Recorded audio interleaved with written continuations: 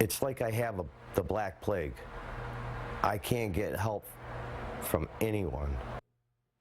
The patient crisis is now starting to affect all of Western New York. We have now heard from several of Dr. Eugene Gosy's patients who are running out of pain medication after having no luck finding any other doctors to treat them. And as 7 Eyewitness News reporter Ed Riley tells us tonight, there are growing fears now that some of Gosy's patients may resort to drastic measures to try and end their own suffering.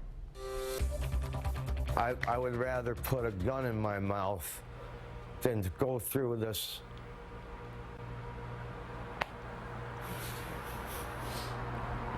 I can't take it no more. Gary from Fredonia does not know how much longer he can hold on because his pain is becoming so unbearable. For 23 years, I have suffered and suffered. In 1993, Gary was nearly killed after being jolted by a powerful electric current while working a demolition job in Pennsylvania.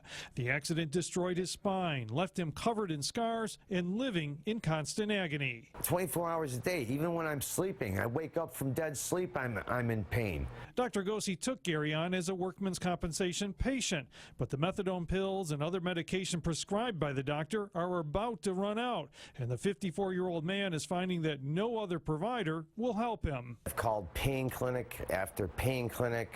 As soon as they find out Dr. Gosy, they want nothing to do with me.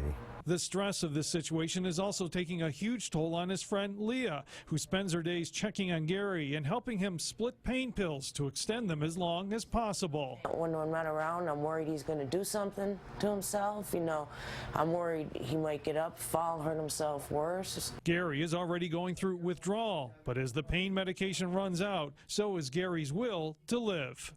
I've been thinking about suicide. I'm not going to lie. Officials with Hope Chautauqua, an organization that deals with addictions, realizes there is a growing problem with people like Gary who need help.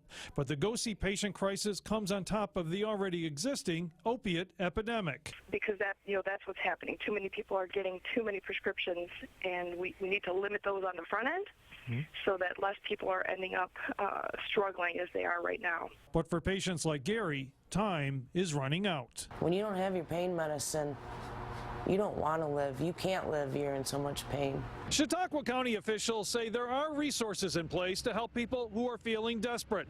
And they wish to remind the public that there is a 24-hour mobile crisis unit that will respond if someone is thinking of ending their life. In Fredonia, Ed Riley, 7 Eyewitness News.